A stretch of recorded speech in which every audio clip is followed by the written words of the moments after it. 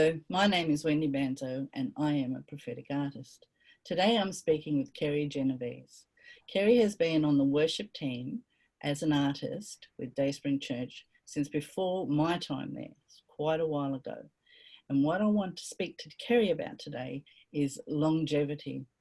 Hi Kerri, thank you for being with me today. Hi. So how long have you been at DaySpring? Probably about going on 18 years. Wow.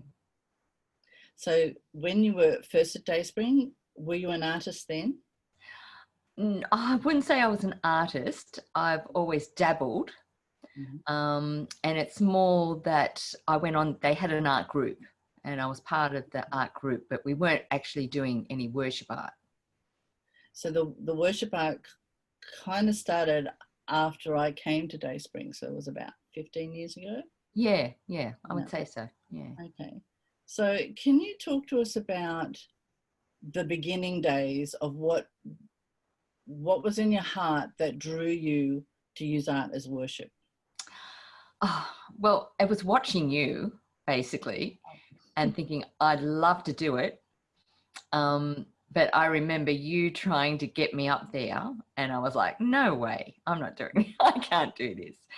And it took you, I think you were at me for about 6 months before I finally, but it's the whole freedom. It really is a freedom of getting up there and just being with the Lord and just letting go and just doing whatever comes. Yeah. Now I know this is going back in your memory a long time. But just to help those people who are at that stage you were at when I was trying to get you, how did you break through that to go, yes, I'll step up? Oh, look, I don't know. I think it was just, it was your encouragement more than anything. Like you just really, you believed in me. And that really helped, even though, you know, as all of us artists, we're all so, you know, we don't think we're good enough. But you believed in me and you really just kept encouraging me. And till I got to the stage, okay, I've just got to do this. It's that I've just got to do this stage that I like the sound of. Yeah, I do remember your style developing quickly at the beginning. You went from almost painting timidly to painting very boldly. And amazing bold colours.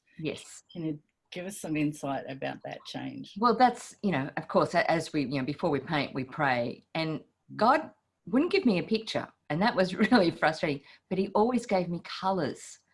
And it was really vivid, bright colours that I usually got. So I just knew that's where I had to start with, those colours. And then from there, the picture always just evolved from that. So that was a trust step.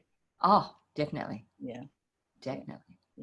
Yeah, I found trust was the biggest hurdle. That getting people to understand they could trust what was going to come onto the canvas and they could trust what God was doing, even if it was just a colour that they were getting. That's right. Yeah. And quite often, like you might step back and you think, oh, I don't really like that. But then there would always be at least one person would come up and say, that really spoke, the colours that you use really spoke to me. And that's all it takes. That's, you know, and that's just it. We're speaking to one person, that's all. Yeah, and sometimes that's all that matters. That's right. And then other times it's quite a universal message that's in that colour on the canvas. And you don't know. Yeah, that's right. That's the beauty of it. Yeah, exactly. You don't have to know. No, that's it. That's it. So your style has, once it emerged, it has, I don't want to use the words stayed the same, but it's very, you look at something and you go, that's Kerri. That's Kerri. And you've always kept that innocence on the canvas. So that's now probably 15 or 14 years of painting in that style. Tell us, how do you, it's the longevity, how do you keep on keeping on? Yeah, again, I think it's just that whole trusting in God, knowing that he's going to show up. Because I still, to this day, I will step in front of that canvas and I've got no idea what I'm going to paint except the colour. And then from there, it just comes, So, and I think that's all of it is. It's no planning. I don't have any planning in what I do. It's just go. Wow. Yeah. I got goosebumps hearing you say that. That is so good to hear. So he's given you a strategy from the beginning, Yeah, and not changed it. that's right. Yeah. Oh, that's like a love story, isn't it? Oh, I love it. I love it because I know that I can depend on him no matter what. If I know that I'm not going to have anything, I mean, sometimes I do, but most of the time I don't. But I know he's going to show up. Do you have like paintings that stick in your mind? Is there any like favorite pieces or favorite encounters that you can recall? I've got one that I quite often come back to, and it's Dancing Girls. And they're just plain and usually just white with maybe a bit of gold or, it's just something through. The background's always very vivid and colourful. And then I just have these simple like ballerina type dancing. And I love the freedom of that. So what are you feeling when you paint that? Is it just freedom and just, the beauty of worship. Yeah. That's what always comes to me. I just love that. So it's interesting that there'll be different colours. So you're releasing freedom into the room, like with different colour underlays each time. Yes. Yeah. So that sounds like fun.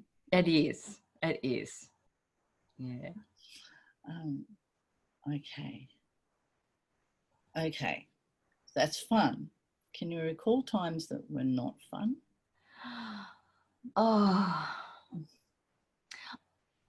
Look, I think it's usually me, like when I'm doubting myself and I'm coming up to that and I'm thinking, I'm just not in the mood. I just can't do this. And you think, oh, I just shouldn't be here. I'm just not in that space. But honestly, every time that worship music starts, he just shows up. It's like he grabs hold of me and he says, come on, we're going to do this together. So I can't honestly say that I've finished painting and I've just felt horrible all the way through. Once I've started painting, I always feel great. Yeah. Okay. So there's a secret to longevity. Yeah. Is that just do it anyway. Yep. Knowing and trusting that he's going to step into that space. Yeah. I mean, I honestly feel like I'm having fun with him. He's having fun with me. I'm not painting any great, brilliant, artworks, but it's just all the having fun and just letting him speak through what I'm doing. I love that you said that, even though I think your artworks are brilliant. Thank you. But it's like there's no pressure to paint a Van Gogh or paint a masterpiece. It's right. For the encounter of being with him in that moment. That's right. Yeah, exactly. Yeah. Okay, so Kerri, what would you say to new artists starting up? I would say that if they just genuinely have a love of being able to put paint to canvas, that, as I said before, we all think that we're not good enough, but it's about getting up there and just letting God do it through us. And even if it's just like I said before, having one person that it's going to speak to, that's what's the whole thing. And getting up there and just having fun with him, not worrying about who's looking at us, because at most of the time they're too busy worshipping anyway, that they're not really looking a great deal. Like they're not making sure that we're doing what they think should be done. But it's just being with God, being with him and having fun with him. Yeah, it's that the focus is not on the congregation. No, exactly. No, the focus is you and God and the canvas. That's right. Yeah. And letting him be free to speak to who he wants to speak to through that canvas. Yeah, that's right. It's not taking on that responsibility of it's our job. That's right. We are the conduit for the message. Exactly. But don't take on that false responsibility of it being your job. Yes. Just up there doing what you do. That's right. And enjoying it. Yep. Okay, I can hear sometimes people will say to me, but how do you have fun? Yeah. It's like, okay, that's an issue. But they do like approach it in too serious a manner. Yeah. So what would you say?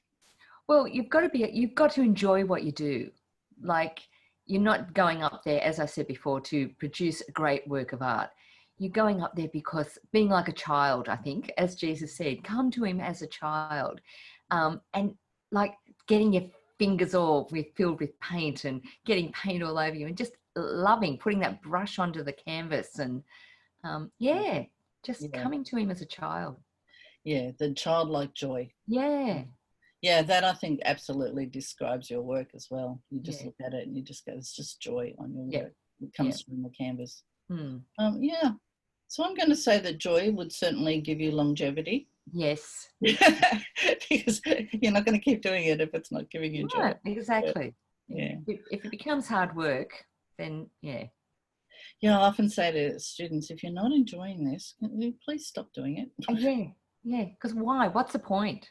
Yeah. What's the point? So tell me, teamwork.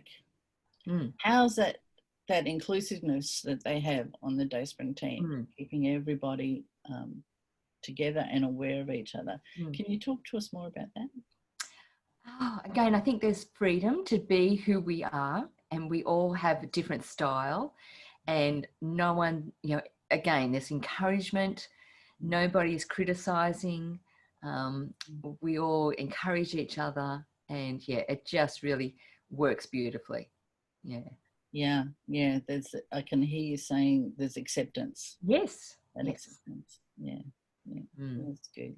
Yeah, it does certainly help if you are in a safe place in your worship team. That's right. And in a church that has a culture of honor and love for each other. Yeah. That's good. So if you were going to give advice to somebody and it was the last piece of advice that was ever going to be recorded from you, I know, big question, what would you say, Kerri? Oh my goodness. Again, I think I just come back to having fun, letting God just do it through you. Don't be so harsh on evaluating your own style or technique. Don't try and compare yourself to the others, the other artists. Be yourself. Let God be, through you, who you are, who he made you to be, unique. Perfect. That's awesome. Well, thank you very much, Kerri, for talking to me today. I think you have given us some insight into I hope so. Yeah, and you've given us a few tips and secrets. Thank you very much. Thank you.